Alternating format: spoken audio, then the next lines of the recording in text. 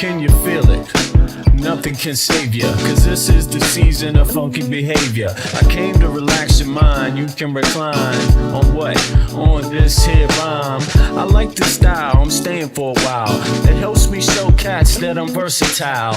I'll touch your dial, turn your frown to a smile. I'll make you feel like you're having a child. So relax and open up, child. I'm about to make you walk what? Pimp style or pimped out style. You don't understand the logic. See, if you don't have it all, I'll take a deposit.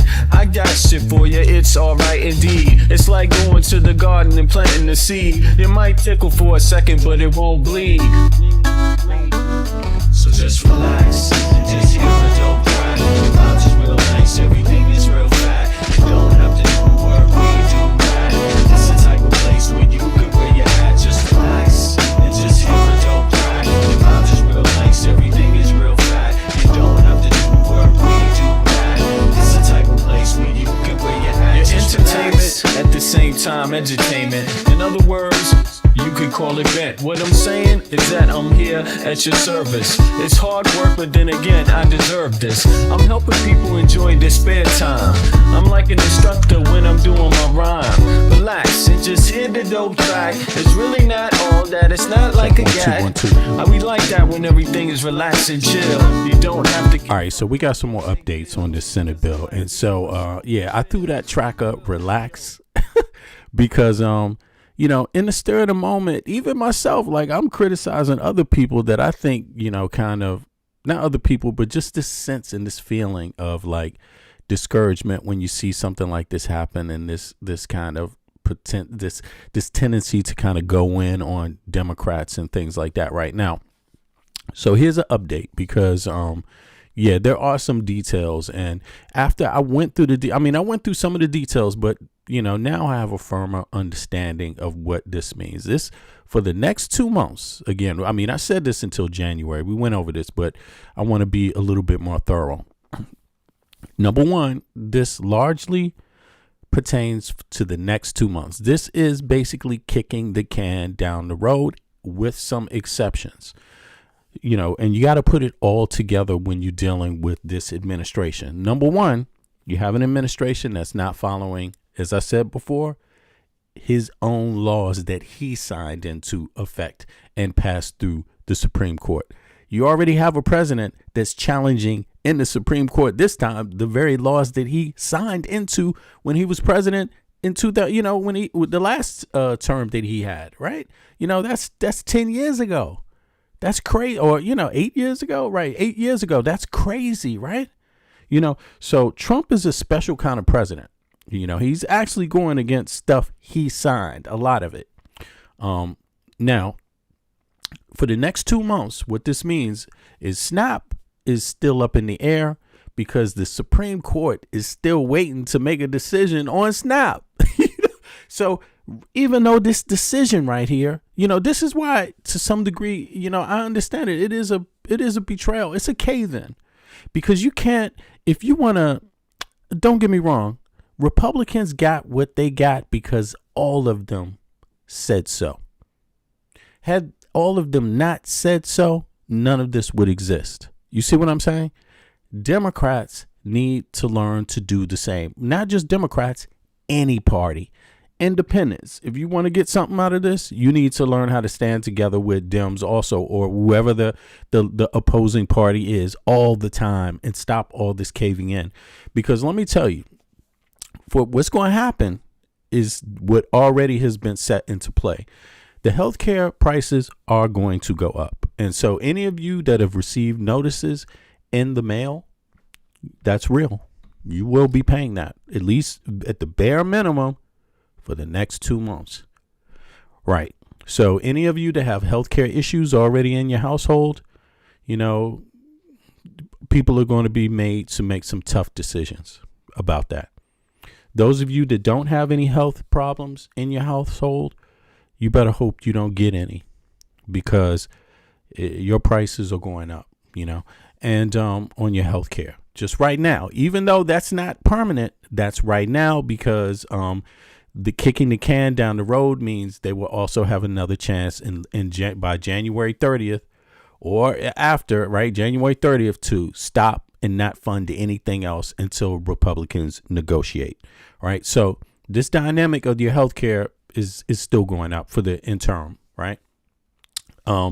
What does happen is federal government funded current levels, this kind of the situation with federal agencies, U.S. Department of Veterans Affairs, U.S. Department of Agriculture, and the legislative branch, right? They get back pay. It ensures back pay for furloughed federal employees also, and reverses many of the layoff reductions in force that were issued amid the shutdown. So it reverses some of that, right? Although Trump was already out to fire people anyway. You see what I mean? Irregardless of a shutdown. Those things, that has to get dealt with in the Supreme Court. It blocks agencies from implementing mass layoffs, right, RIFs, through January as part of the deal. Okay, so it stops and halts, right, mass layoffs. So that's a positive, you could say, right? But if you're a Republican, you would see that as a negative. If you're a Democrat, you would see that as a positive, that it halts mass layoffs because Trump ran on the platform and MAGA agreed and backed him up with and do every day of the week with mass layoffs. Right? That's a MAGA thing. That's a Trump brand. Okay. It reimburses this little agreement here reimburses states that covered benefits when federal funding for the Supplemental Nutrition Assistance Program, SNAP, and women's, infants, and children's WIC programs were disrupted during the shutdown. So states that do deliver a lot of that, I don't know how you care about this. If you're MAGA, I guess if you're MAGA, you would be against this. But if you're a Democrat, you would be for it, because you've already dished out money and you will continue to dish out money. States that have good representatives and strong leadership and strong economic situation in the blue, they've already inherited some of the costs. So they're going to be reimbursed for that. Right. What the deal does not yet do and is uncertain. Right. It doesn't guarantee any extension of any health care insurance premium tax credits under the Affordable Care Act. OK, I always say American Health Care Act. It's Affordable Care Act. Right. Beyond this year. So there's no change in that. It merely promises a vote in December.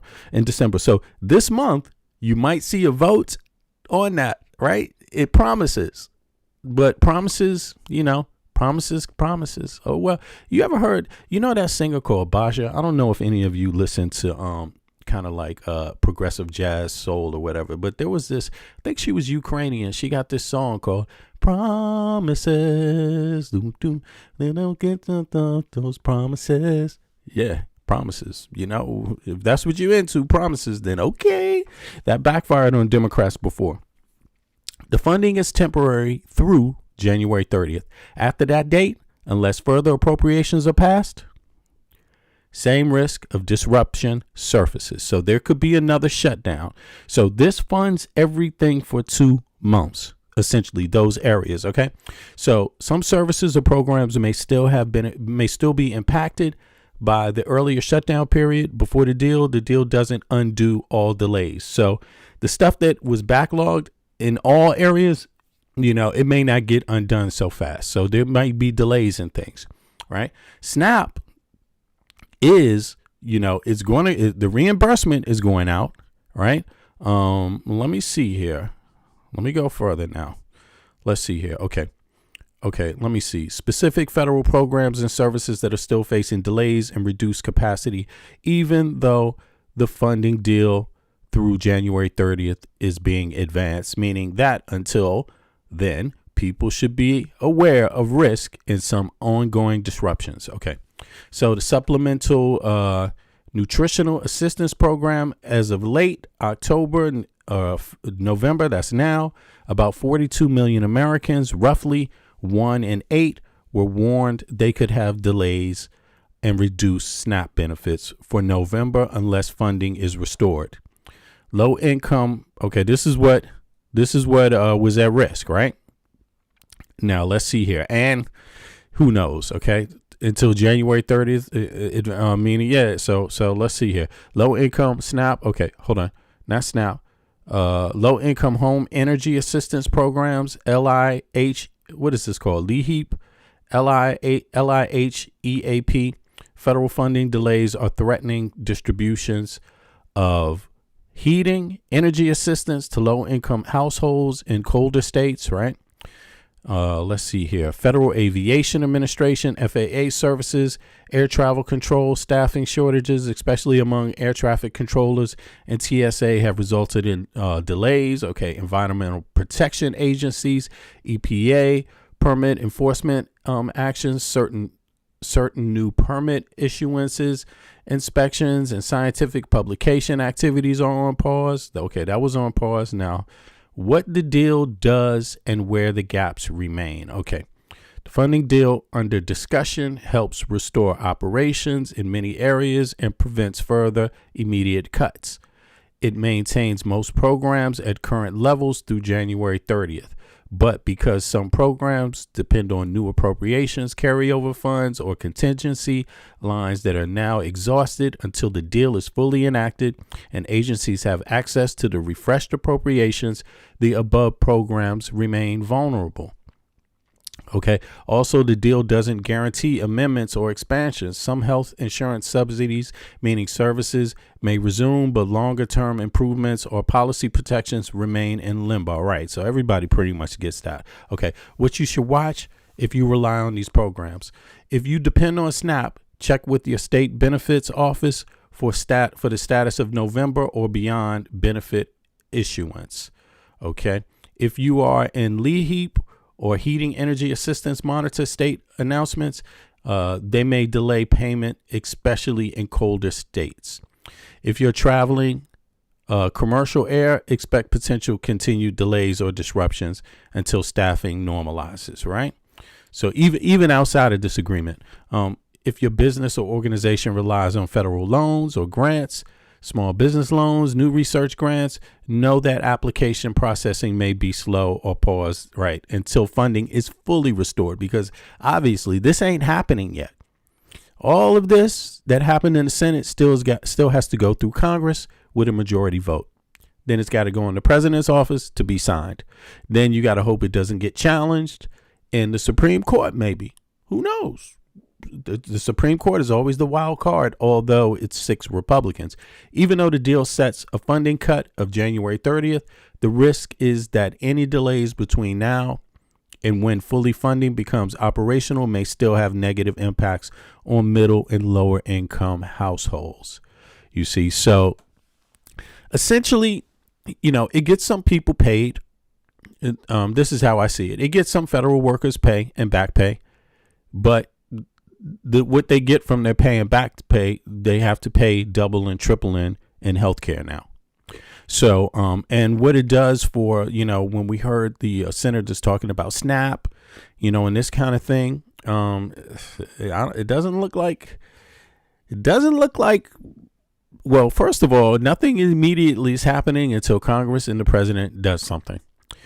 Secondly, how quick the president is, because they're already debating SNAP in the court. You are sure to not see the president do much at all until he gets a word from the Supreme Court. That already was in effect before this little vote that the Senate had. You see what I mean? And Trump is on record wanting to cut SNAP.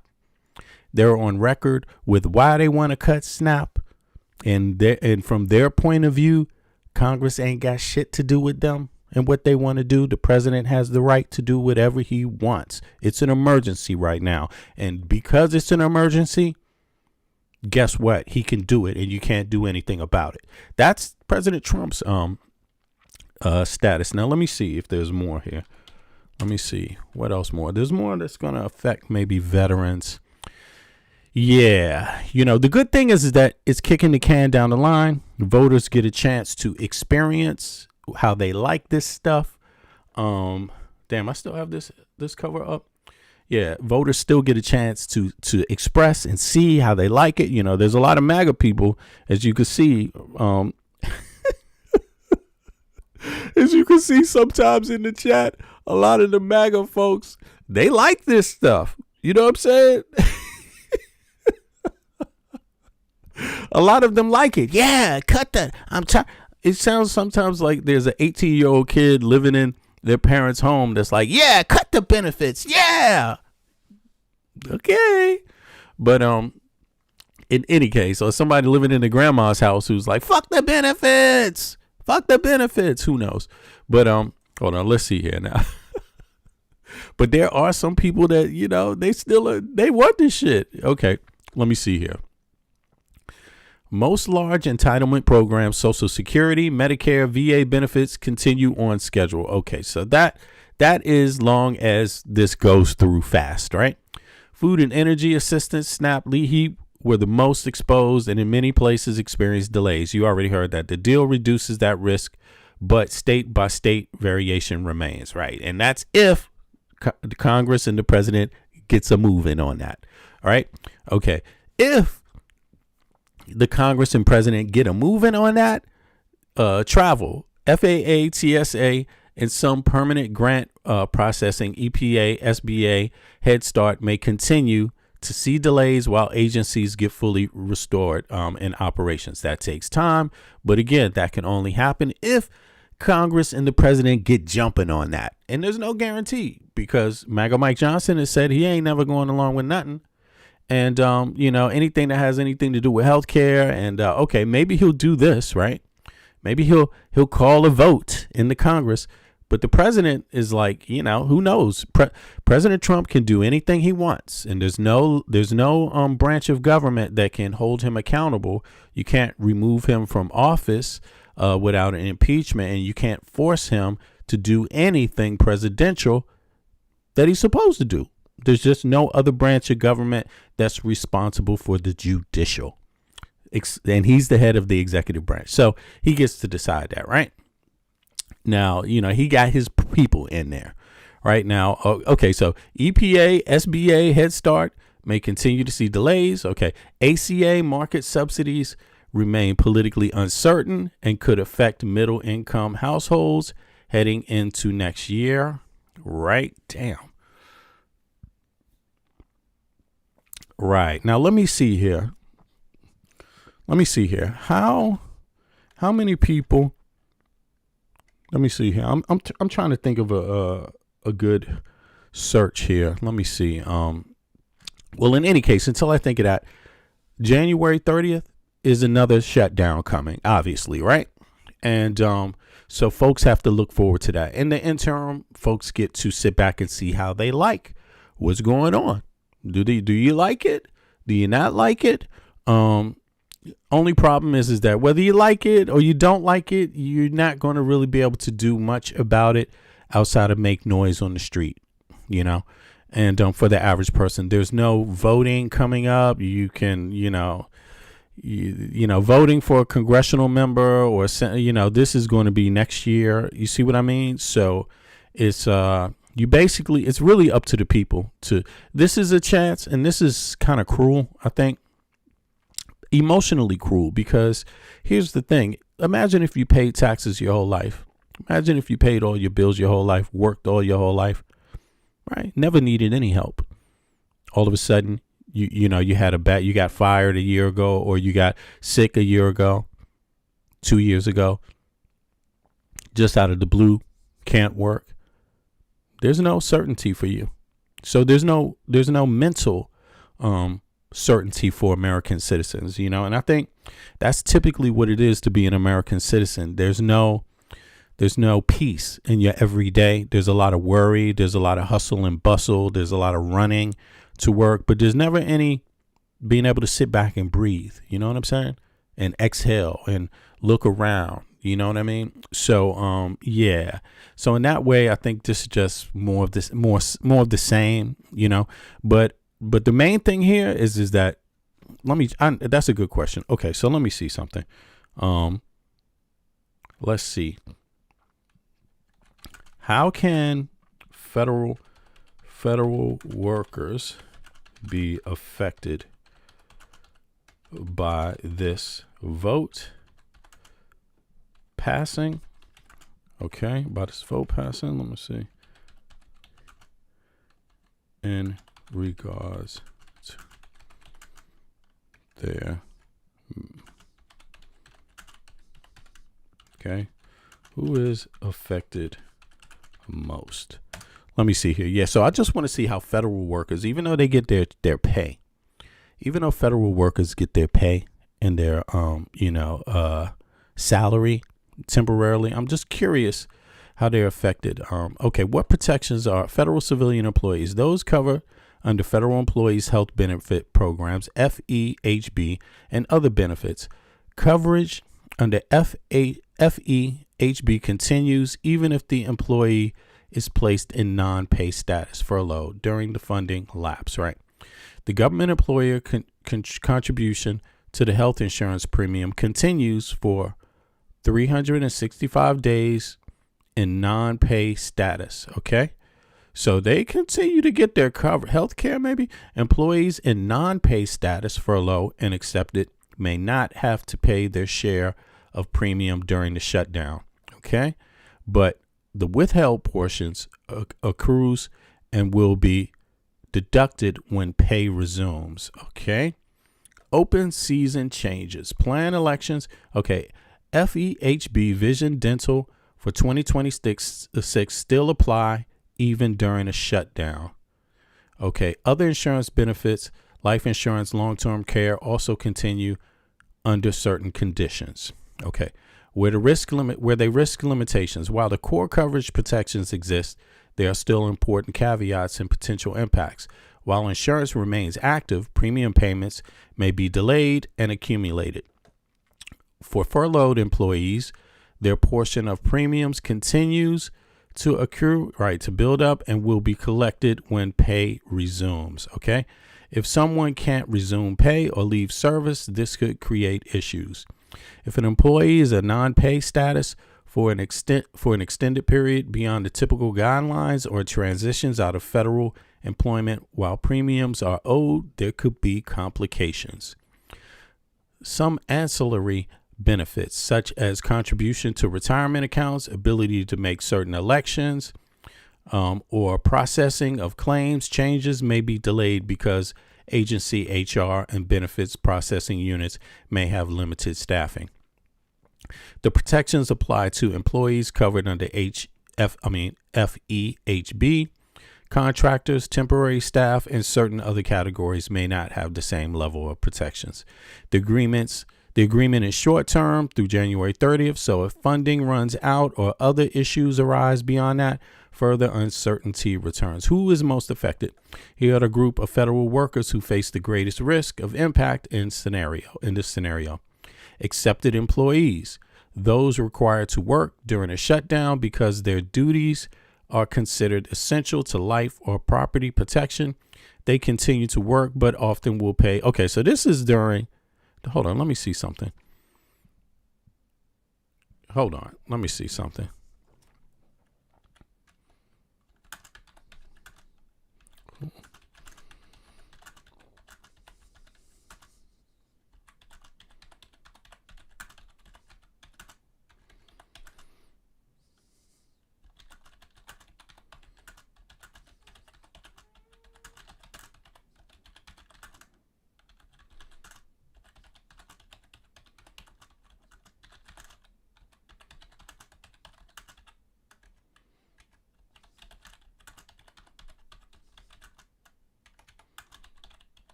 All right, I'm trying to figure out who if anybody, is going to pay more.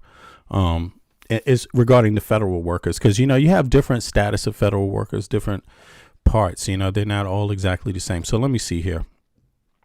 Federal employees health benefits programs. Okay, so FEHB, the federal government typical pays around 72% of the weighted average premium. So yeah, so it doesn't cover all the healthcare expenses, right? First of all, that's important to know before having an opinion.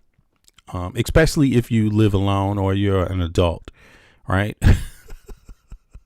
Or a federal worker. Let me see here.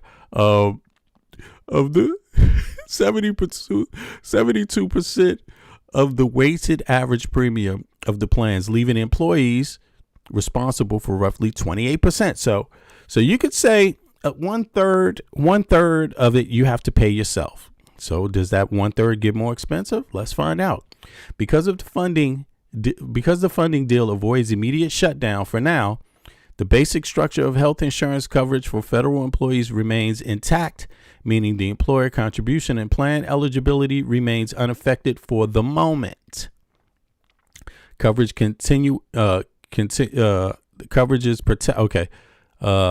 it's protected until then. While pay may have been delayed for furloughed employees, FEHB coverage continues during non-pay status. Through premium payments, tracking can be more complicated. Who is at risk of paying more and what could drive it? Even though nothing specific in the deal says healthcare premiums will rise because of this vote, because nothing does say that, there are known cost pressures that make certain workers more vulnerable. Groups most at risk. Federal employees currently enrolled in FEHB who chose higher cost plans, since the government contribution is capped for a given plan a year, the rest of the increased premium cost comes out of your pocket. So if there are any raises, regardless, any hike in medical care, you got to pay out of your pocket. So hoorah for federal workers. Yay for ICE. Yay. How about we become anti-Democrat also and just celebrate pain and say, yay, ICE got to pay more money for health care. Hoorah. Just like a lot of the MAGAs are like, yeah, you old ladies and little kids, you need to get a job, right? Hey, it looks like federal employees going to have to pay more money. I mean, right now, who's a federal employee in the chat? Did you get your letter yet? Put a 1 in the chat if you got your letter and you're a federal employee. Actually, that's what I'm going to search for next. Have any federal employees gotten letters from their insurance companies? Let's see here. Okay. Now, I'm just joking, but you get my point, right? You always got to do both. You got to play the good and the bad. You can't always play the good and win this game. You know, I play the good most of the time. I'm usually for everybody, but I could also switch when I want to inflict pain on somebody and be purposely cruel. Like say, yay, MAGA. Yay, ICE, you got to pay more for your health care. Hoorah! Hoorah! Glad you get to suffer a little bit. I hope you can afford it. Oh, well, see ya. All right, federal retirees or future retirees, some retire health benefit costs are connected to the same premium pool, and premium increases in the plan year affect them too, right? So you're affected also. Right, the retirees affected. Any retirees out there? I feel sorry for y'all because y'all ain't have nothing to do with none of this shit. Okay, nothing. You don't really even have a say anymore.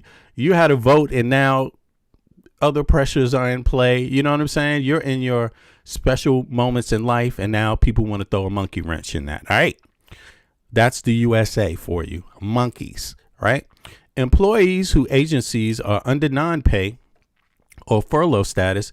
If you are in a leave, we're talking about federal employees whose agencies are under non-pay. This is still federal employees or furlough status.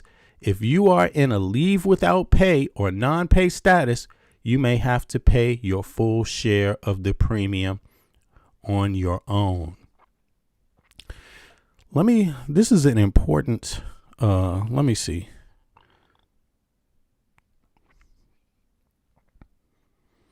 I want to find out who exactly they are. Yeah, so, or make direct payments because there's no paycheck to withhold from, right? Okay, so let's see here. Factors driving higher cost, absent new legislation. Premiums of FEHB are rising for Plan 2025. The FEHB enrollees will pay on average 13.5 more towards their premiums.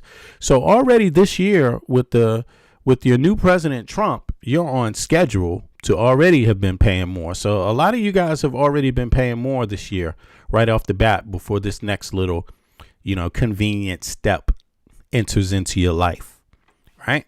And begs for more money. Gimme, gimme, gimme. Me come first. All right. The government contribution formula is fixed, 72% of the weighted average, capped at 75% of any plan's total. So if the plan costs rise sharply, the employee's share goes up. So we already went through that. So federal employees pay more. You're only covered to what, 75% tops, right? So you're affected by the same thing that's going to affect everybody else. That is, I'm talking about if you think it's a negative effect. If you think it's great, then you don't have a problem with none of this anyway. You're fine. Any disruption from shutdown funding delays can increase. Well, since this is still a Trumpian presidency with a lot of firings that already took place, there's really no guarantee stuff is going to be normal. Although I think, politically speaking, if you're dealing with a second of rational behavior from the White House, they might want to get shit happening the way it's supposed to, at least for 2 months since they, got all the power and don't have to listen to nobody else. Okay, so let's see here. Federal workers pay more for health care because of this vote, not directly. As a result of the vote preserves funding and avoids a shutdown in the short term rather than making new benefit cuts or premium hikes in law. Who is most at risk paying? Okay, employees in high premium FEHB plans. That's federal employees, especially self plus one or self and family. Right, those of you who have family, employees and leave non-pay status, and retiree enrollees whose plan premium increases will affect their share. Will others outside the federal employee population pay more? Yes. If premium cost trends hold, federal employees' cost increases reflect what many in the private sector and individual market are facing as well. Rising provider costs, drug costs, healthcare utilization. So middle income households generally may see higher health insurance premiums, though that is a broader trend, not a direct effect of the law. Right. That's speculative because corporations, which are healthcare, that's the United States is corporate healthcare. So they have stockholders, you could say. They have executives that get a whole lot of keeping a lot of money. This is how it's organized in the U.S. So it doesn't ever seem to go down, does it? I wonder how much excess money they make. Like a really good corporation makes money, and doesn't always end up with a zero, right? I mean, I don't know. You tell me. Okay, let me see here. Now, let me find out. Okay, let me see something here. Boom. Let me search one more thing.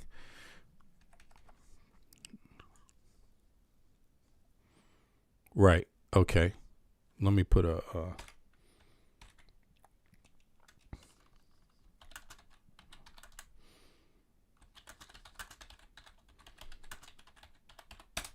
Yeah, I just decided to come back and clarify a few things because just to be sure and just to be thorough. And also, I didn't want to scare people unnecessarily, Okay, let me see here. Who is part of that program? Because a lot of people like myself, the good thing about me is I don't know the names of all the agencies. So I actually have to bother to look. I don't even assume to know. So I look, right?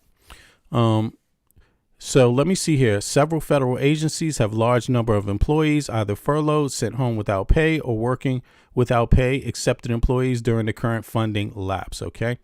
So across the federal government, roughly 670,000 civilian federal workers have been furloughed. Damn, that's almost 1 million. And another 730,000 are still working. So damn, that's that many that got fired. The National Nuclear Security Administration, NNSA, we're talking about the people whose health care is going up. Those who've been fired and those who haven't been.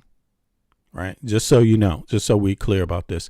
The National Nuclear Security Administration, NNSA, part of the Department of Energy, recently furloughed about 1,400 employees, leaving only a minimum core staff to maintain essential safe operations.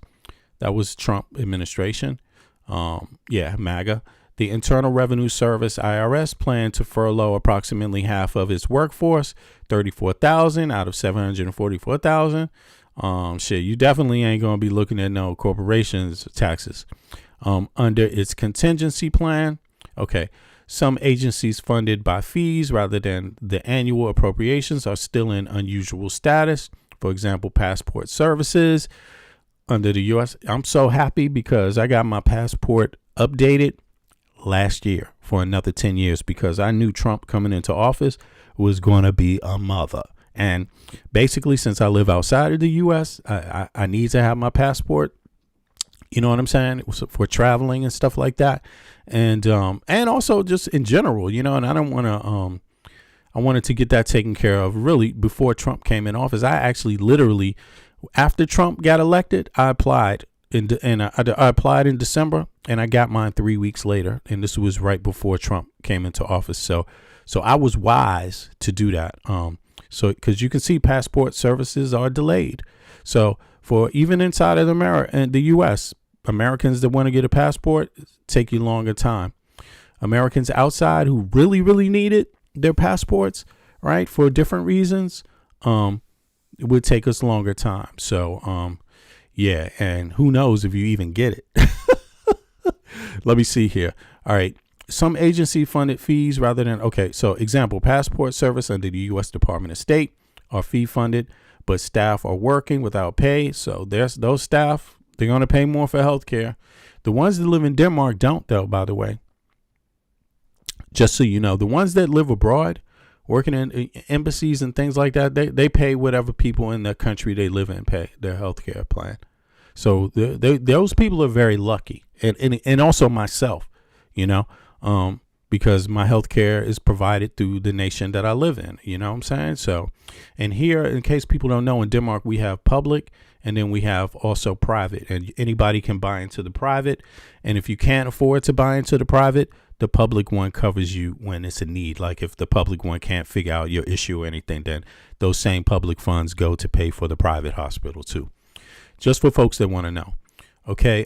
What about agencies like U.S. Immigration and Customs Enforcement, ICE, or the National Guard? For ICE, because ICE is part of the U.S. Department of Homeland Security, many ICE employees may be accepted, deemed essential for law enforcement, border security, and thus working even during the shutdown, right? Accepted during the shutdown, right? Though possibly without pay. Always got to read the fine print until appropriations are resolved, right? So their payment gets extended for another 2 months. DHS indicates 70% of its employees are essential, okay, and therefore not furloughed under the shutdown, right? So the National Guard is under this also. Okay, let me see here. Guardsmen called up for federal duty. Okay, now let me see. Key takeaways. Okay, many agencies under furlough or non-pay status. So a lot of the agencies are mixed. Agency tightly tied to law enforcement, national security, or border operations such as ICE, DHS are less likely to be fully furloughed. They are usually designated accepted. So, okay, so at the end of the day, it essentially all federal workers basically are going to be paying more for their health care. That 25% that the government doesn't cover, you got to cover yourself. So let me see one other thing.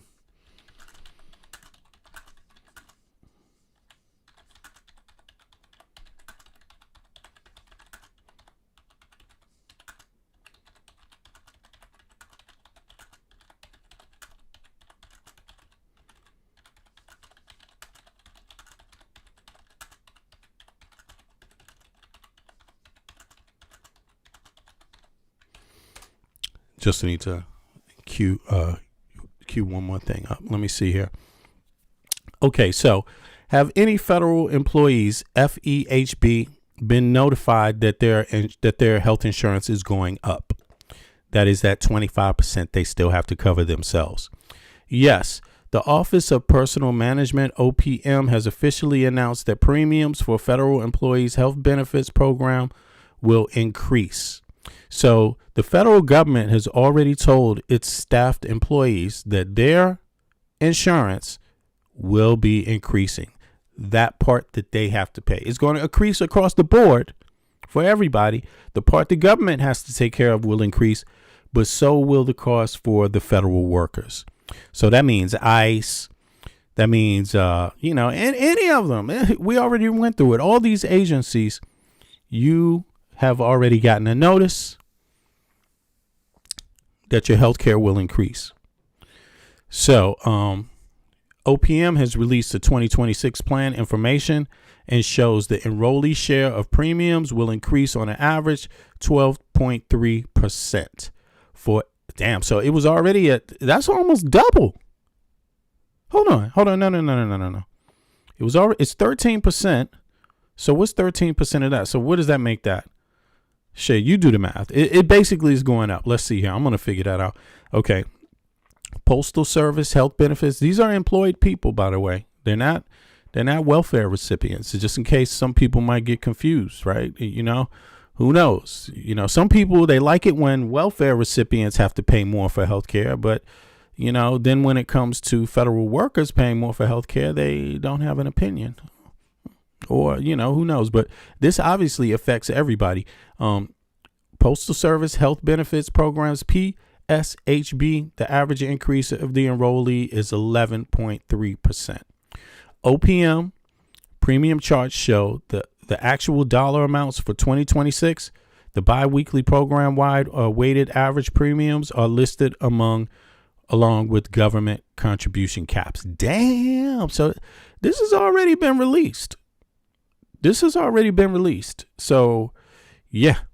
I mean, I'm not a federal employee, so I didn't really look into this. And for me, it doesn't matter what the hike is. You're in the richest country on earth. Why do you always pay the most for insurance and cover less people? Where is the problem?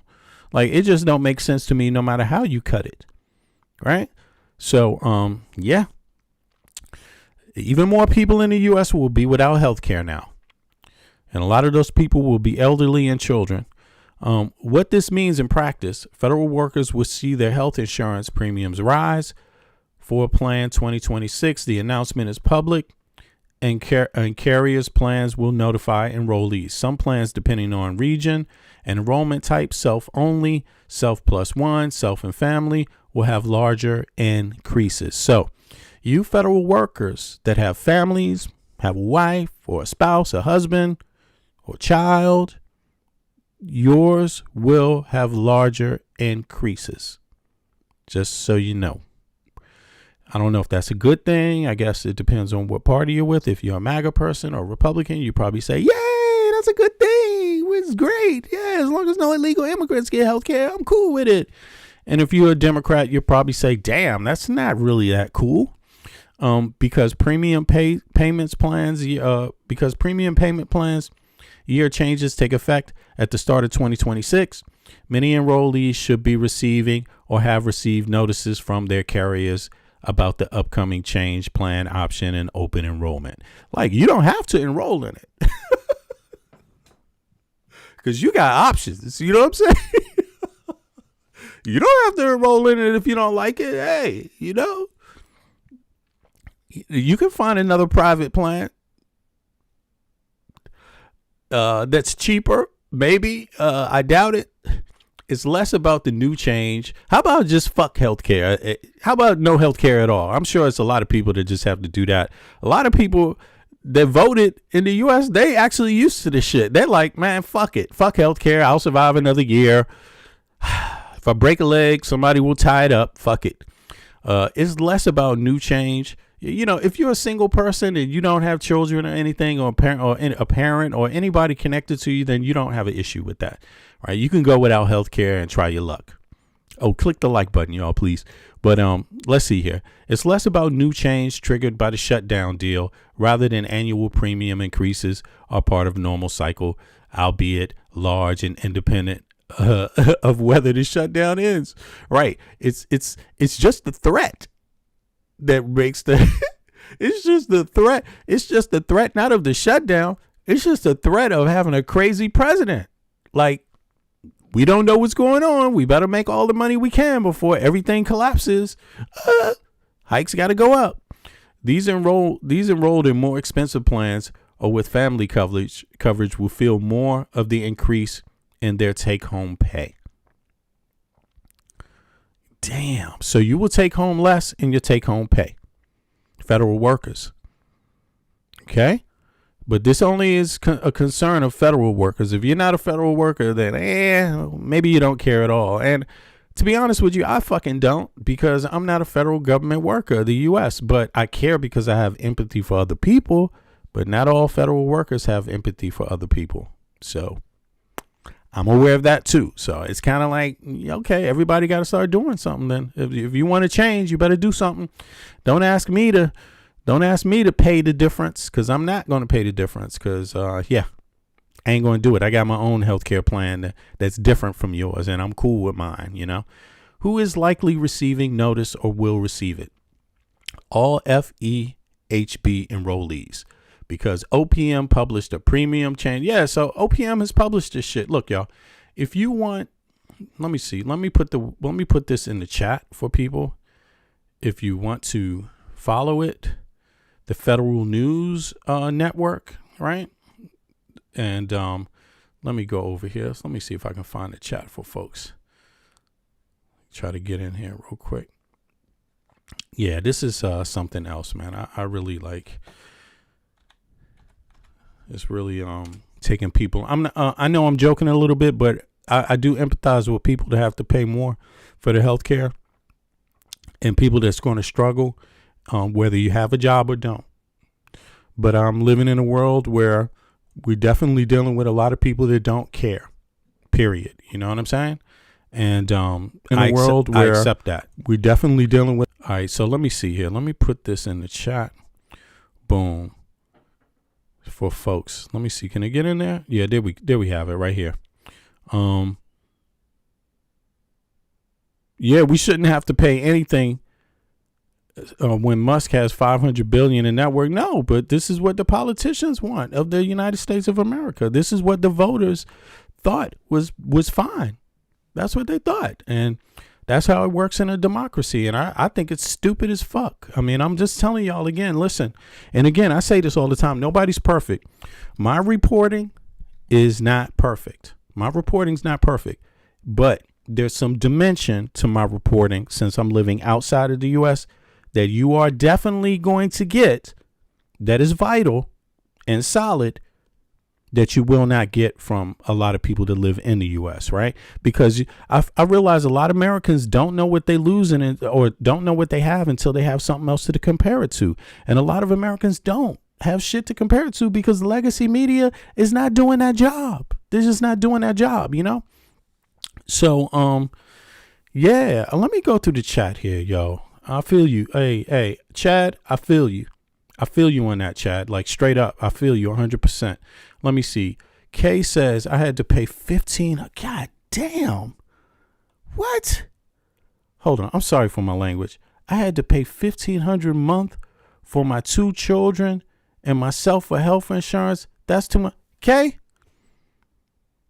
Sister, I feel sorry. I really, really feel sorry, because that's bullshit. You're absolutely right. And yo, I tried to do my best to give some perspective to Americans. And I'm going to tell you, I started doing my podcast a year ago before the election, because I knew that there was a lot of information that Americans didn't have anything to compare it to in terms of prices and things like that. And, you know, what is it like in other countries and other NATO nations? What do we pay for healthcare? What do we pay for education? And it is, in fact, the United States of America that has people on the street for healthcare and education. Like, seriously, for some reason, the U.S. has the highest cost and provides the least amount of coverage. And, you know, it's really sad. It's really unfortunate. It's unfair. It's unjust, if you ask me. And yet at the same time, the only reason why it's happening is because the voters have determined that that is the way of life they wish to have. And if you tell them that other NATO nations, which are allies of the U.S. and have been for 50, 60, 70 years, people you see visiting your country, people that have visa-free entry into the United States, countries that you have visa-free entry into and can visit anytime you want. The moment you start talking about their version of capitalism, having healthcare and education built into it, the legacy medias and the Republicans start screaming, socialism, socialism, run away, get scared, socialism. But let me tell you, the United States military is likely the largest socialist product on earth. Like, if it's good for the damn military, then it must be good for healthcare and education. Like if everybody is paying into collective military, to have nuclear bombs and ships being sent to Venezuela and bombs being sent to cover all kinds of shit, then why doesn't it work for healthcare and fucking, if you make an argument that you have the best military in the fucking world and it's socialist, then why can't the same argument be made for healthcare and education? At the same time, you have a capitalist engine. It's not like you're talking about bubble gum. You just want to make sure everybody has bubble gum. Everybody have bubble gum and Cheetos every day. No, keep the price the same for Cheetos and chips. No, that's not what we're talking about.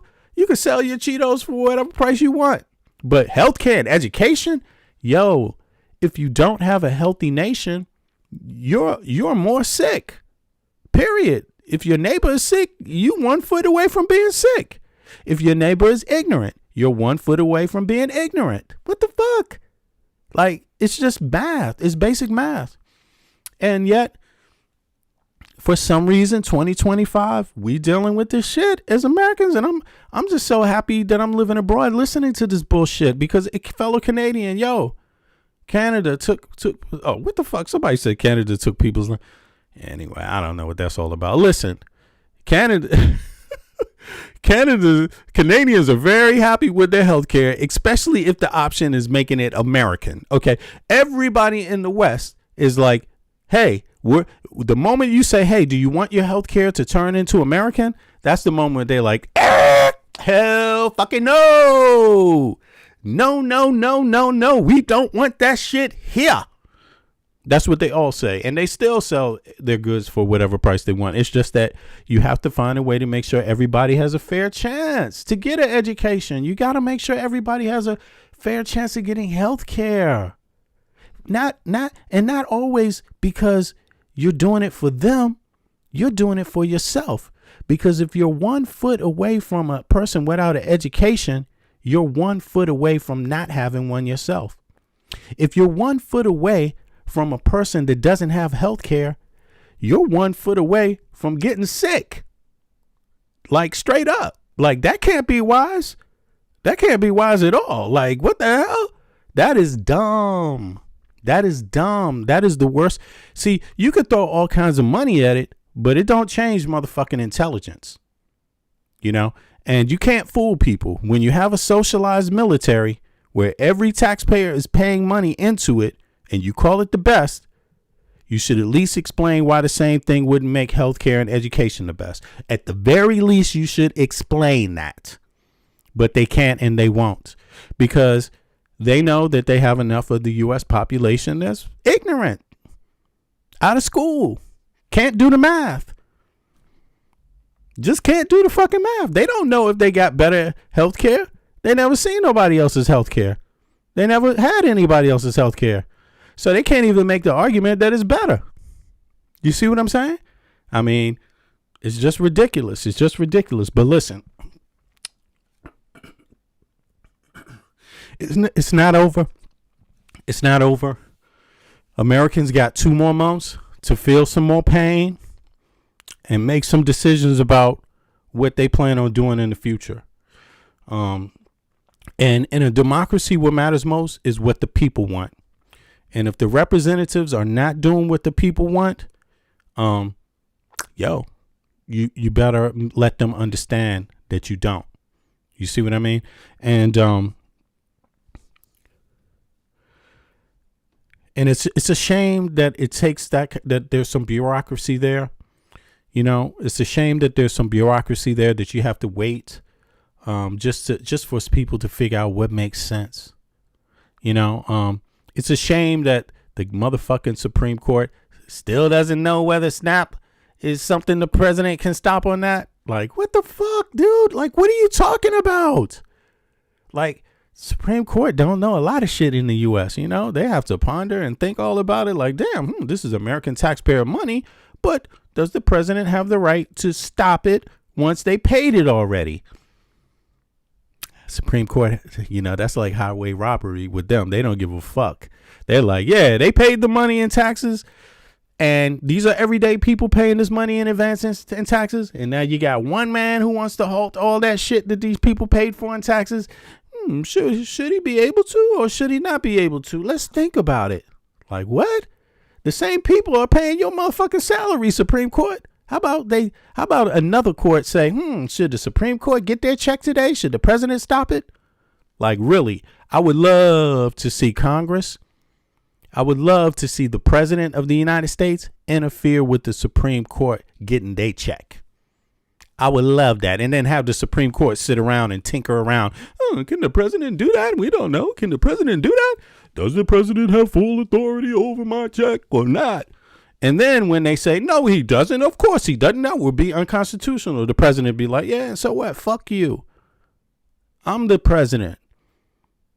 It's an emergency, okay?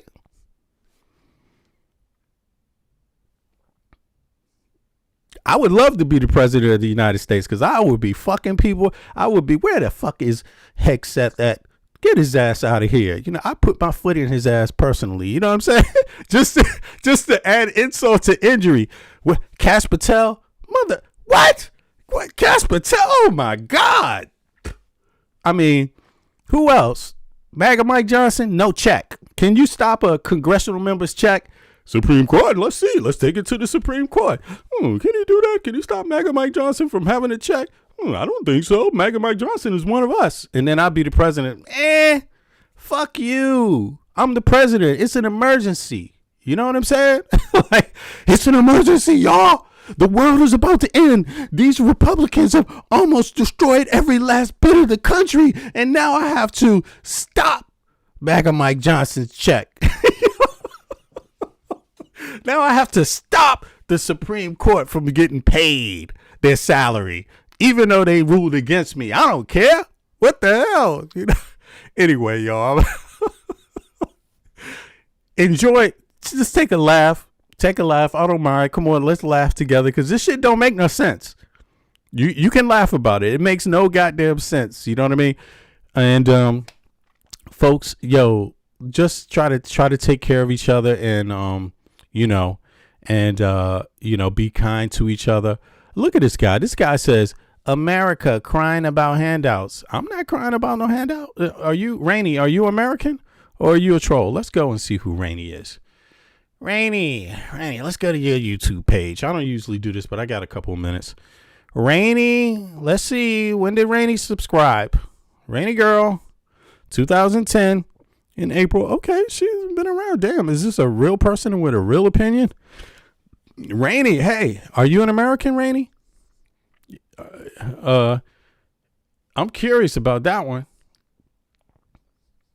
Oh, look, he said crying about handouts. Well, I tell you what, I mean, me personally, I have universal health care. So, I don't know what you're talking about. I live in Denmark.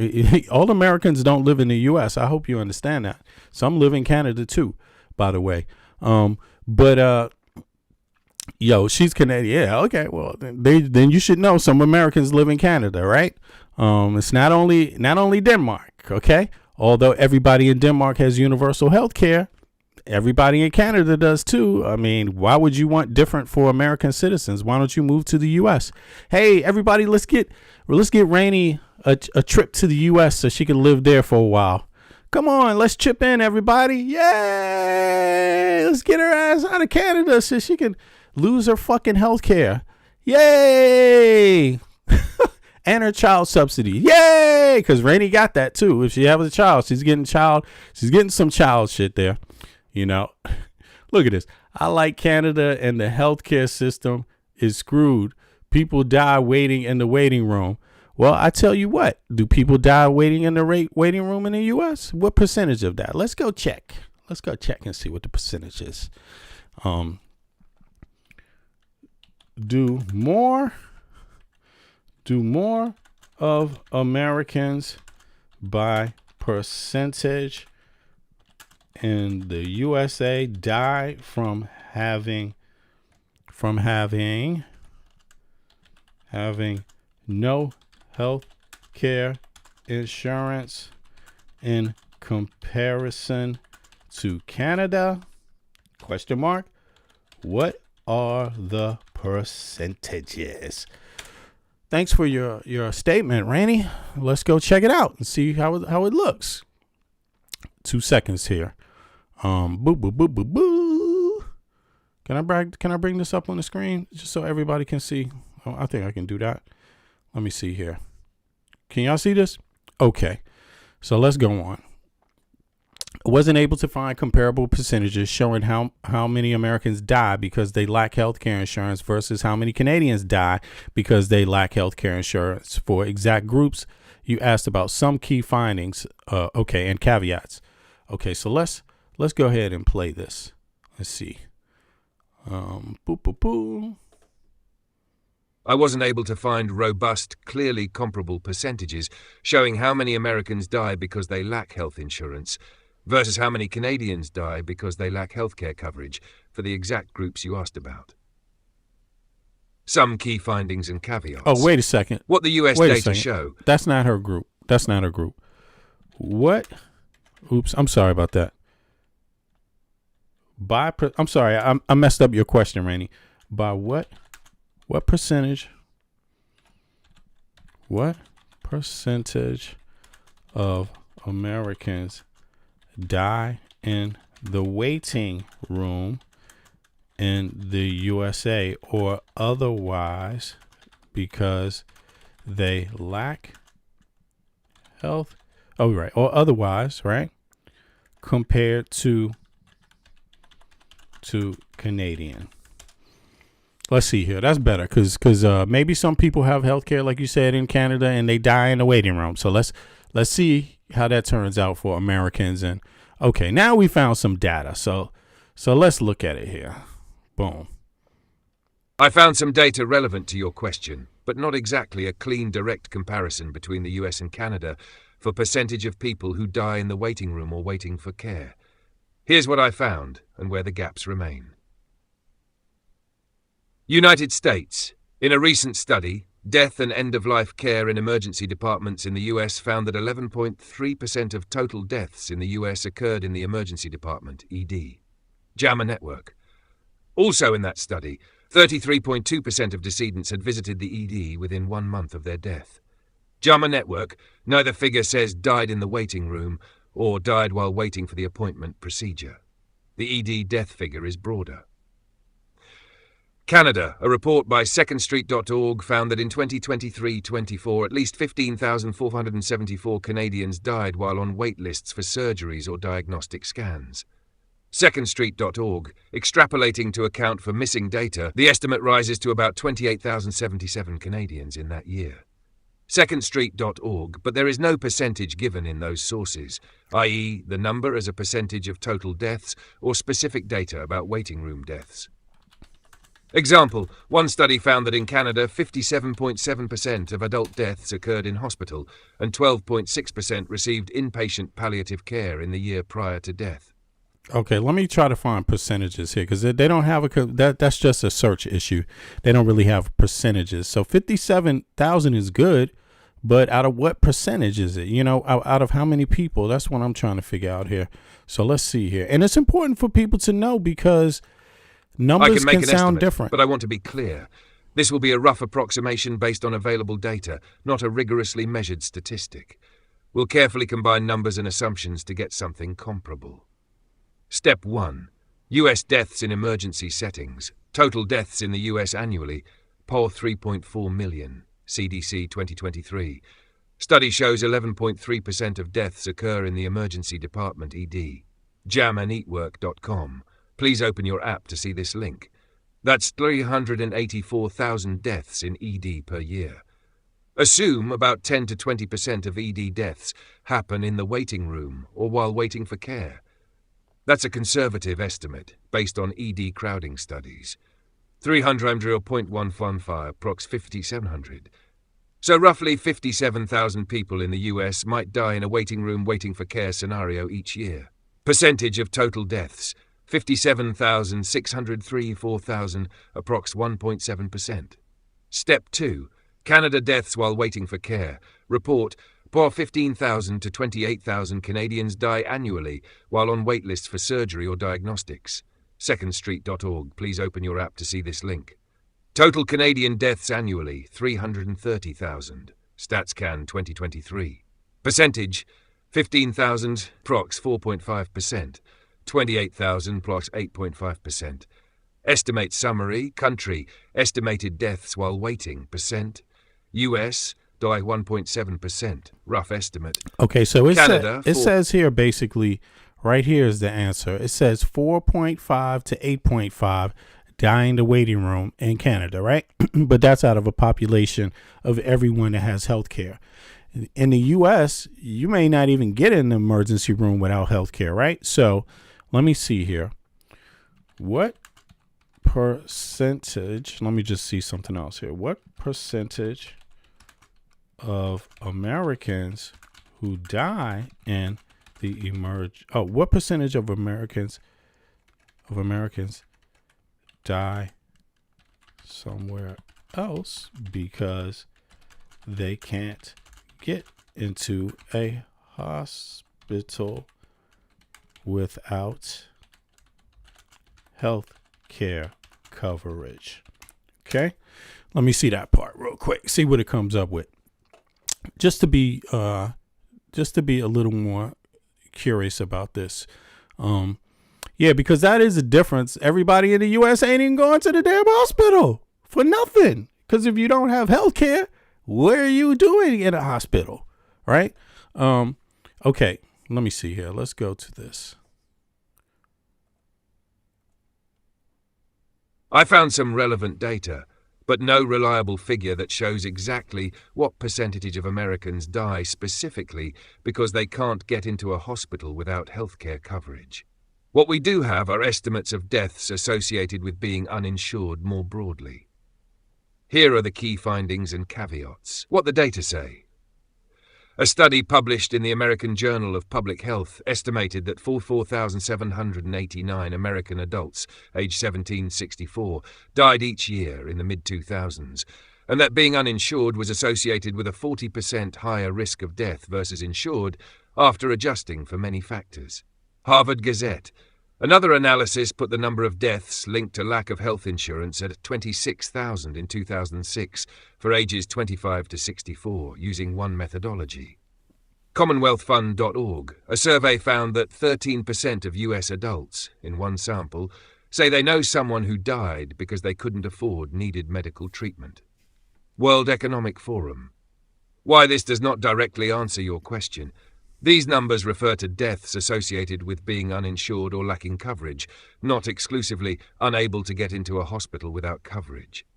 The methodology typically uses observational data and estimates excess deaths, uninsured versus insured, rather than direct cause of death attribution. Methodological limitations exist. PolitiFact.com. The data are dated, mid-2000s for many estimates, and healthcare access and insurance coverage have changed since, e.g., via the Affordable Care Act. Can't get into a hospital without coverage is a very specific scenario. The data cover broader lack of insurance coverage, delayed care, mistreatment, etc. My estimate interpretation. Given the study estimated 44,789 deaths per year in the US, associated with lack of insurance, and given US annual deaths at scholar 3.4 million, approximate recent years, the rough calculation would be frac 44789, 400 prox 1.32%. So an estimate, So 44,000. 1.3% of all US deaths per year during that period were associated with lack of health insurance by All that right. study's methodology. So that number. But again, this me is see not here. strictly can't get into hospital. So that number is, you can add it to, where's this number? of the U.S. right here. The first number is 57,000. So 57,000 plus. Oh, okay. Hold on. I could say 57,000 or what? 57,000 or. Let me make sure I got that right. Oh, here it is. Yeah. 57,000. That's 1.7, right? So 57,000. And what?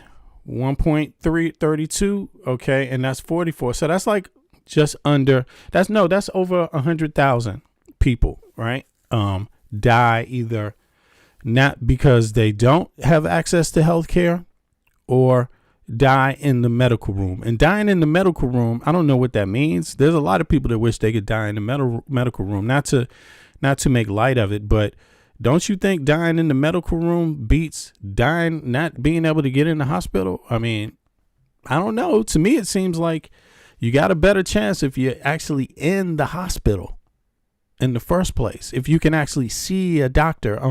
I'm curious about how long you wait for a doctor's visit in Canada, you know?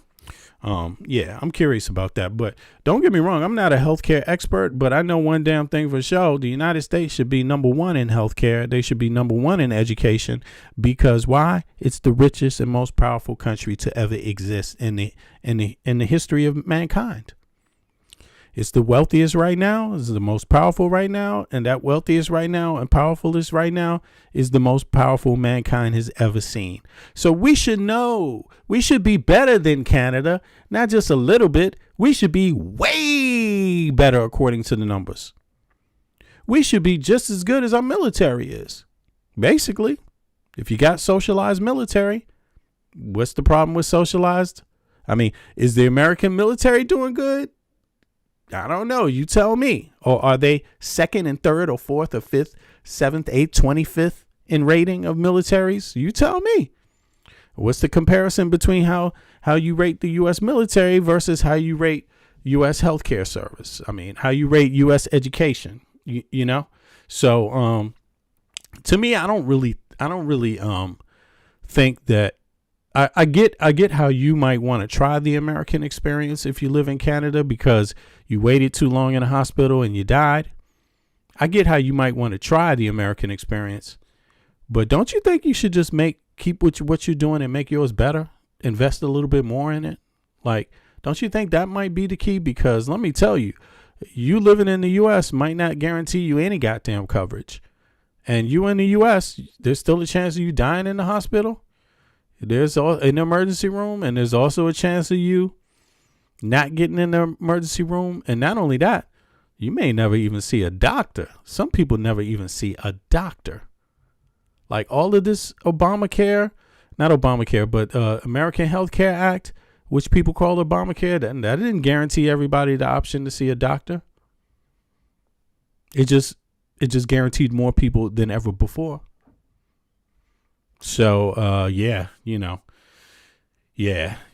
we have no rights in Canada. Oh, somebody said they'd have no. Oh, that's rainy. Well, try moving to, Afghanistan and see if you got rights. I don't know. I think there's a little confusion there because I think most people would rather not go through the experience of billionaires owning more. You know what I mean? To me, I don't see why anybody would want that. I don't see why anybody would want to give billionaires a tax break and cut services. Would you like your services cut in Canada, Rainey? Would that be the solution for Canada's slow doctor visits or slow emergency room visits, cutting services? You tell me. Cutting education, would that do the trick? I mean, I don't know. You tell me, because that's what's going on in the U.S. So maybe abortion should be illegal in Canada too. I don't know. You have the right to vote, so you can vote for it. Let me see here.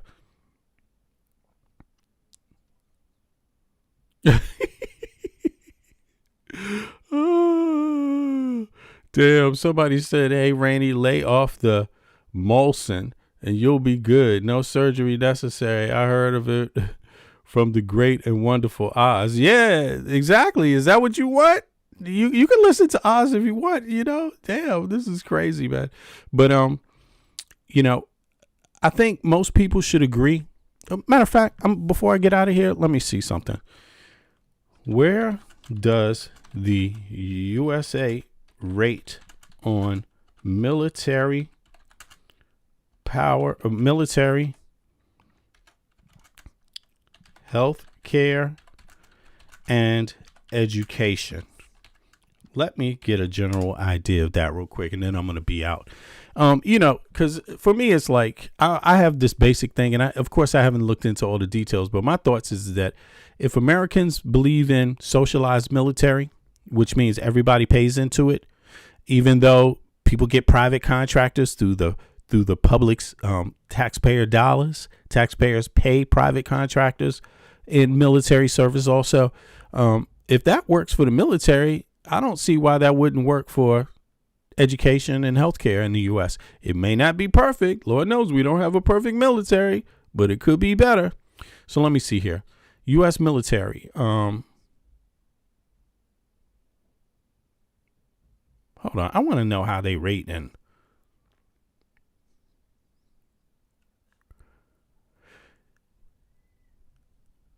Okay.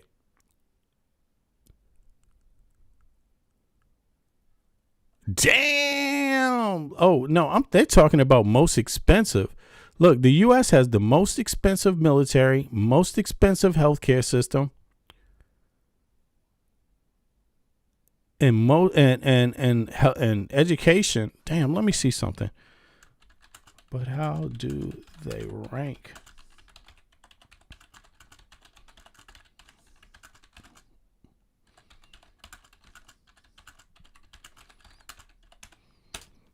Let me see here. Okay, so the U.S. military is ranked number 1. So the performance is ranked high. So taxpayers, there you go. Socialized military works. So give yourself a round of applause. Healthcare quality, U.S. is ranked 40, number 40. So you can see we go straight from number 1 with socialism in the socialized military. Let me pull this up. Yo, this is some bullshit, but it's real. This is some bullshit. I mean, hey, Rainey, you try your luck here. I don't know. Military effectiveness and capability.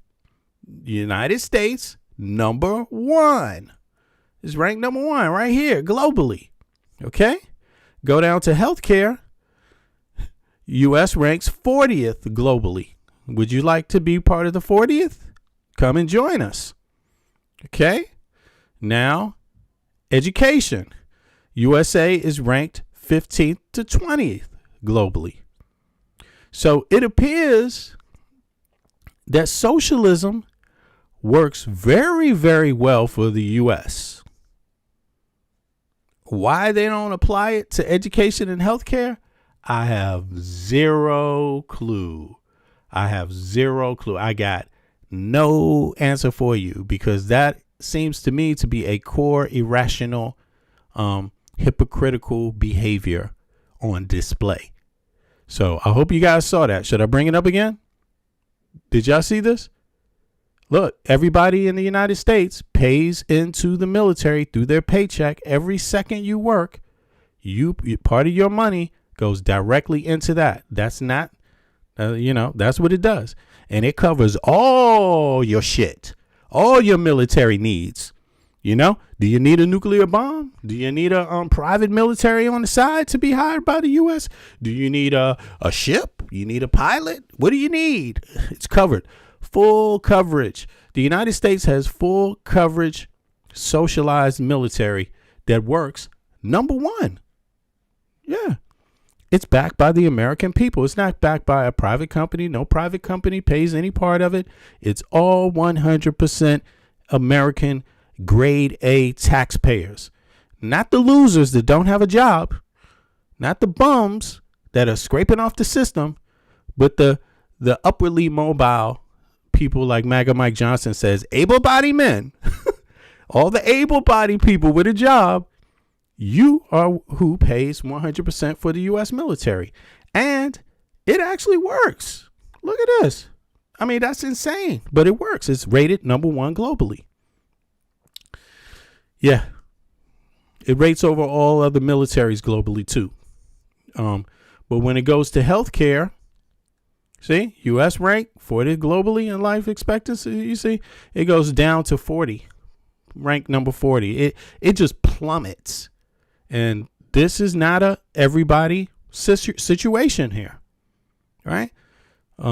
Yeah, I mean, people pay into it, but look at how it's managed. I mean, it's not as managed as efficiently as the U.S. government, as the U.S. military. The U.S. military has rank, file, you get pay wages based on stuff like that. The USA healthcare system, man, you could just be an exec and get paid $1 billion a fucking year. Like straight up. It doesn't matter. They have no rules. It's a private entity. They make their own rules. The U.S. military is not a private entity. It's owned by the government, and it's funded by the taxpayer 100%. And that is what socialism actually is. You see? Let's see here. Congress and the people set the rules. It's not a private company. Now, with education, it's a private company. Healthcare, it's a private company. U.S. rates 15 to 20% in education. The USA is not #1 in education, but it's #1 expensive. It's the most expensive in the world. The healthcare is the most expensive in the world, and the military is the most expensive in the world. There seems to be some sort of contradictions there. I would say that. But in any case, I'm out. I'm not here to really debate. I hope you find the facts that you're looking for. And if you think that there's something wrong, hey, by all means, go prove it. Do a display, go do a video, leave a link in the chat. I'll go check it out. Your information and the presentation. And I would really like to learn. But so far, it's pretty much, I don't know how anyone doesn't understand the U.S. military. It's socialized. It's the biggest socialized project on earth. I don't know why you wouldn't understand that. It's paid for by the taxpayers, and it's not a private company. So what else could it be? I mean, what else could it be? There's nothing else for it to be. Unless you want to call it communist, and it's not communist. So socialist vote. So I'm not really sure where it's going with that. But we do know that there's a lot of privatized shit in the healthcare system and in the education system. So good luck with that. But yeah, folks, I'm gonna be out. I'll see you guys in a few.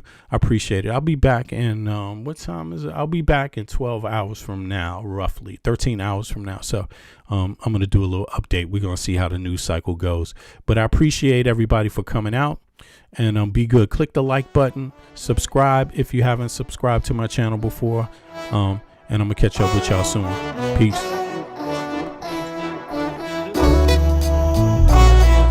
Release the Epstein files, y'all. Release the Epstein files. Can you feel it? Nothing can save ya, cause this is the season of funky behavior. I came to relax your mind, you can recline. On what? On this here rhyme. I like the style, I'm staying for a while. It helps me show cats that I'm versatile. I'll touch your dial, turn your frown to a smile. I'll make you feel like you're having a child. So relax and open up, child. I'm about to make you walk what? Pimp style or pimped out style. You don't understand the logic. See, if you don't have it all, I'll take a deposit. I got shit for you, it's alright indeed. It's like going to the garden and planting the seed. It might tickle for a second, but it won't bleed. So just relax, just hear a dope track. The vibes is real nice, everything is real fat. You don't have to do work, we do that. It's the type of place where you can where you're at. Just relax and just hear a dope track. The vibes is real nice, everything is real fat. You don't have to do work, we do that. It's the type of place where you can where you're at. Your entertainment at the same time entertainment. In other words, you could call it bent. What I'm saying is that I'm here at your service. It's hard work, but then again, I deserve this. I'm helping people enjoy their spare time. I'm like an instructor when I'm doing my rhyme. Relax and just hear the dope track. It's really not all that, it's not like a gag. We like that when everything is relaxed and chill. You don't have to get fucked up or take pills, cause I like being myself, it feels good. Yo, it makes my meals taste good. It makes my meals taste good. It makes my meals taste good. It makes my meals taste good. So just relax. It's your dope track. The vibes is real nice, everything is real bad. You don't have to do work, we do that. It's the type of place where you can wear your hat, just relax. And hear a dope track. The vibes is real nice, everything is real bad. You don't have to do work, we do that. It's the type of place where you can wear your hat, just relax. My mind state, now balloon, it won't inflate. Just take the buzz, this much wiser kid, fuck the shake. And take it to a lower level, and dig a ditch for a devil. Got some more kids and pass the shovel. Dig a hole, take them on a spiritual roll. Lyrics unfold, either that or unroll the scroll. Episodes keep reoccurring and stifling people's vision get blurring. Their hearts start murmuring. I'm about 5 times iller than a Sherman. Introspection is God's gift to the miracle. I freak material, lamb's milk without the cereal. When MCs say your booty, they mean venereal. Your fake material hip-hop killers, they more faking than fucking Michael Jackson and Thriller. The status of a hoe, Quanto Costa. They wanna know how much it costs, kid, I bet for keep to me just relax and just hear a dope track. The vibes is real nice, everything is real fat. You don't have to do work, we do that. It's the type of place where you could wear your hat, just relax and just hear a dope track. The vibes is real nice, everything is real fat. You don't have to do work, we do that. It's the type of place where you could wear your hat, just relax.